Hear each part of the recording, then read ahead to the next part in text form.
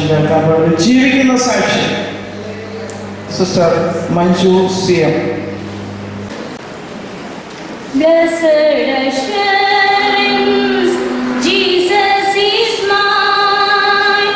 Oh, what a foretaste of glory divine, hero of salvation, purchase of God, born of His Spirit, washed in His blood.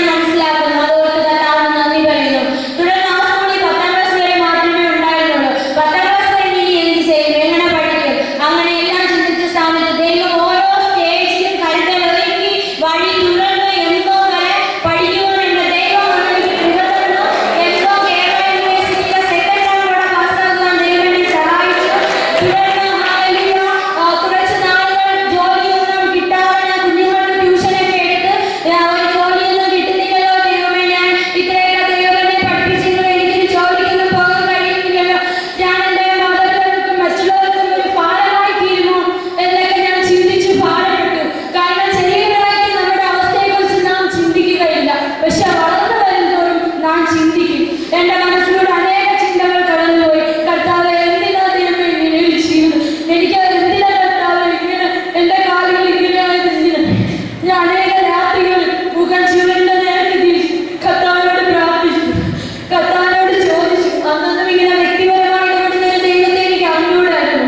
അവസാനം ആത്മഹത്യയെ കുറിച്ച് എന്റെ ഒരു കൂട്ടുകാരനുമായി ചേർന്ന് ഞങ്ങൾ ഇങ്ങനെ പറഞ്ഞു, നമ്മൾ എന്തായാലും ജീവിച്ചിരുന്ന നമ്മുടെ മാതാപിതാക്കൾക്കും മറ്റുള്ളവർക്കും ഒരു ഭാരമാണ്. രണ്ടു കാലം വയ്യാതെ ഇങ്ങനെയൊക്കെ നമ്മളെന്തിനാ ജീവിക്കുന്നത്? നമുക്ക് എങ്ങനെയെങ്കിലും നമ്മുടെ ജീവിതം അവസാനിപ്പിച്ചു കളയാം. അങ്ങനെ ഞങ്ങൾ അതിനു വേണ്ടി സംസാരിച്ചുകൊണ്ടിരിക്കുന്ന ആ സമയത്ത് ദൈവം ഒരു കൂട്ടം ദൈവമക്കളെ എന്റെ ഭവനത്തിലേക്ക് അയക്കുവാൻ ഇടയാക്കിയിരുന്നു. എന്നാൽ അതിനുകൊണ്ട് തന്നെ അനേകരെ കർത്താവ് ദൈവത്തിന്റെ ജീവിക്കുന്ന സാക്ഷികളായി എന്റെ ഭവനത്തിൽ അയക്കുന്നുണ്ടായിരുന്നു ഇടയ്ക്കിടെ. അതൊന്നും എനിക്ക് അത്ര അങ്ങനെ ഞാൻ കേൾക്കും, പിന്നെ അതങ്ങ് വിട്ടുപോകും, അങ്ങനെയായിരുന്നു. പക്ഷെ എന്നാൽ ഞാൻ ഈ ആത്മഹത്യയെ കുറിച്ച് ചിന്തിച്ചുകൊണ്ടിരുന്ന നിർണായക നിമിഷത്തിൽ കടന്നു വന്ന ദൈവമക്കളിലൂടെ കേട്ട ദൈവിക സന്ദേശം എന്നെ സ്പർശിക്കുവാൻ ഇടയാക്കിയിരുന്നു. ഹല്ലേലൂയ. അങ്ങനെ 2003 ഒക്ടോബർ 23 എന്റെ ജീവിതം ഞാൻ യേശു കർത്താവിന്റെ കരങ്ങളിൽ വിട്ടുകൊടുത്തു. കർത്താവ് അന്ന് രാത്രികാലം എന്റെ ഹൃദയത്തിന്റെ എല്ലാ വേദനയും എടുത്തു മാറ്റി, എല്ലാ നിരാശയും എടുത്തു മാറ്റി. മുമ്പ് ദേവദാസനിവിടെ പറഞ്ഞല്ലോ, തന്റെ അമ്മയുടെ കണ്ണീരോടുകൂടിയ പ്രാർത്ഥനയാ തന്നെ ഈ നിലയിലാക്കിയെന്ന്. അതുപോലെ കരഞ്ഞു പ്രാർത്ഥിക്കുന്ന ഒരു അമ്മ എനിക്കുമുണ്ട്. അങ്ങനെ കരഞ്ഞു പ്രാർത്ഥിക്കുന്ന മാതാപിതാക്കളുടെ ആരുടെയും പ്രാർത്ഥന വ്യർത്ഥമല്ല. അവരുടെ മക്കൾ ആരും നഷ്ടപ്പെട്ടു പോകാൻ കർത്താവ് അനുവദിക്കത്തില്ല. അങ്ങനെയാണെങ്കിൽ ആത്മഹത്യയെ കുറിച്ച് ചിന്തിച്ചുകൊണ്ടിരുന്ന എന്നെയും അതിൽ നിന്ന് പിന്തിരിപ്പിക്കാൻ കർത്താവ് വ്യക്തികളെ അയക്കുകയില്ലായിരുന്നല്ലോ. അങ്ങനെ ആ 2003 കർത്താവിനെ രക്ഷകനായി സ്വീകരിച്ചു. അന്ന് തന്നെ ഞാൻ എന്റെ ഡയറിയിൽ കുറിച്ചു വെച്ചു, ഇന്ന് യേശു എന്റെ ഹൃദയത്തിൽ വന്നു. ഈ ലോകത്തിൽ ആർക്കും തരാൻ കഴിയാത്ത സമാധാനവും സന്തോഷവും എന്റെ യേശു എനിക്ക് തന്നു. എന്റെ ജീവിതം എന്റെ യേശുവിന്റെ കരങ്ങളിൽ സുരക്ഷിതമാണ്. ഇന്ന് ഞാൻ മനസ്സിലാക്കുന്നു, യേശു കൂടെ ഉണ്ടെങ്കിൽ, എനിക്ക് കാലുണ്ടെങ്കിൽ, എനിക്ക് കൈയില്ലേ കാലില്ലേലും, കൈയുണ്ടേ കൈയില്ലേലും ആരോഗ്യമുള്ള സർവശക്തനായ സർവസമ്പൂർണ്ണനായ ഒരു യേശു എന്നെ കരം പിടിച്ചിട്ടുണ്ട്. ആ കർത്താവ് അങ്ങേയറ്റം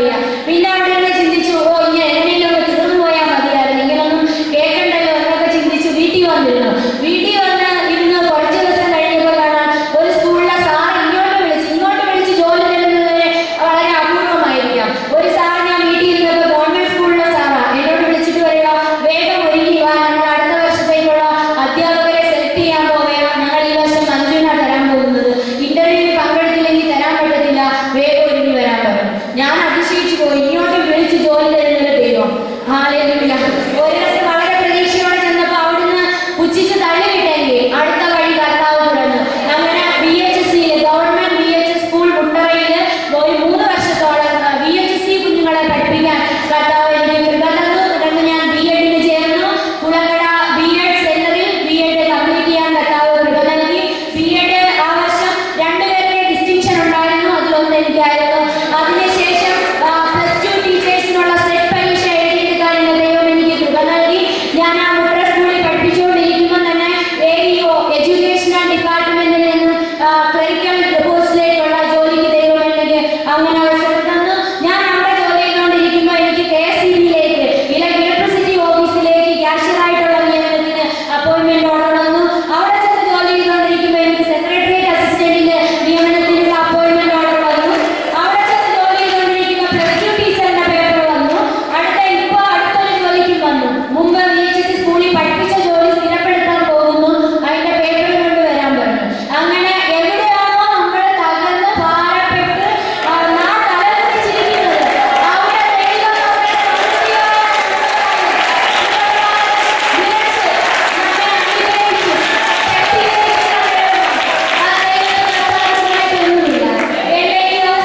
എനിക്കിപ്പോ 6-7 വർഷം കൊണ്ട് ജോലിക്ക് പോകാൻ ദൈവം കൃപ തരുന്നുണ്ട്. ഞാനിപ്പോ കുളക്കട ഇലക്ട്രിസിറ്റി ഓഫീസിൽ സീനിയർ അസിസ്റ്റന്റ് ആയിട്ട് ജോലി ചെയ്യാം. ഞാൻ ഈ ക്യാമ്പിൽ പങ്കെടുക്കാനുള്ള ആഗ്രഹം നിമിത്തം 3 ദിവസം ലീവ് സാറിനോട് ചോദിച്ചു.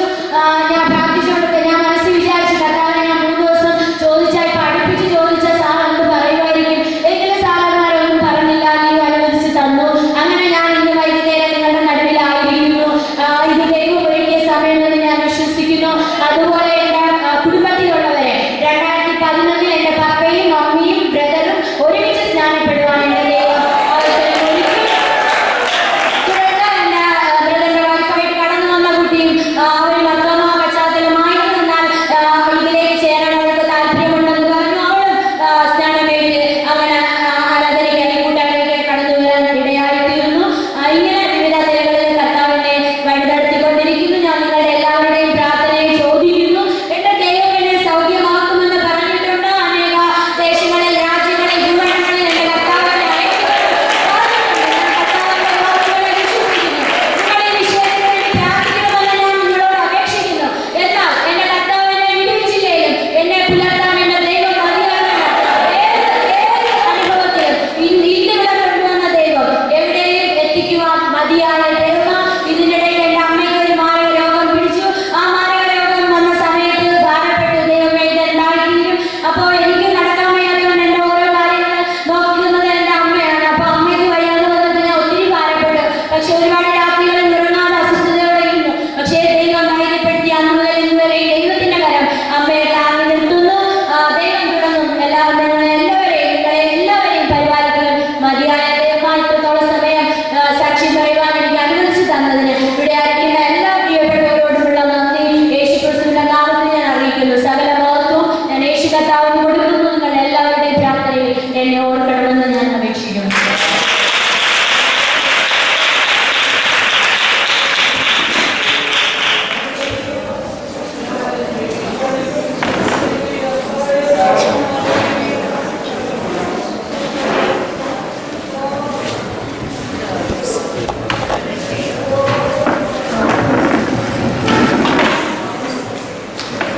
ധാരാളമായി അനുഗ്രഹിക്കട്ടെ. നമ്മളെല്ലാവരുടെയും പ്രാർത്ഥനയിൽ ആ സഹോദരിയെ ഓർത്ത് നമുക്ക് വീണ്ടും പ്രാർത്ഥിക്കാം.